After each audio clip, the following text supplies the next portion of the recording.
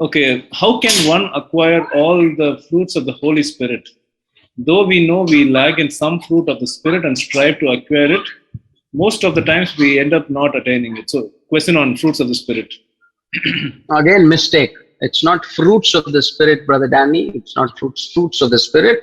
Fruit is singular, okay? And it is one fruit. Perhaps you can imagine it as one fruit with 9 components or 9 flavors or whatever. The reason why Paul is calling it as one fruit is because he wants us to understand that there is no growing in one or another, depending on our inclinations and our convenience and our natural likings. As I told you, love, joy, peace, patience, kindness, goodness, gentleness, everything, okay?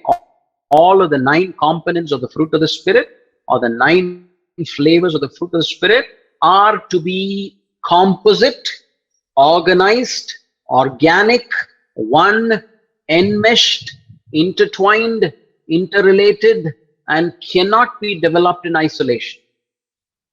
Okay? And so that's actually the meaning of, perhaps the purpose of why it's not the 9 fruits of the Holy Spirit, but it is one fruit of the Holy Spirit.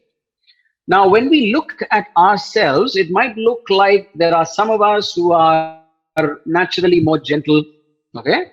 So they seem to be having a component that seems to be prominent, right? Which is gentleness.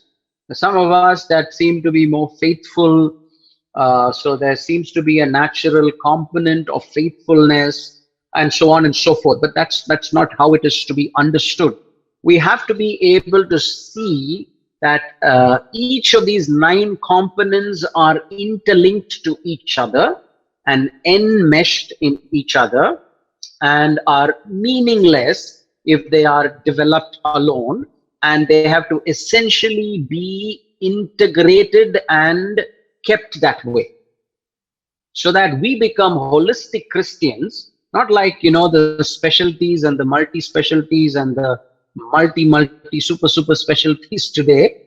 We Christians, as far as it concerns the fruit of the Holy Spirit, are called to be generalists. Okay, if I may use a medical parlance, you don't have to become a specialist in self-control. You don't have to become a specialist in gentleness, faithfulness. No, it's all one, and Jesus Christ was one that exhibited all of this in maximal measure, and that's what we have to strive to become and emulate and conform to.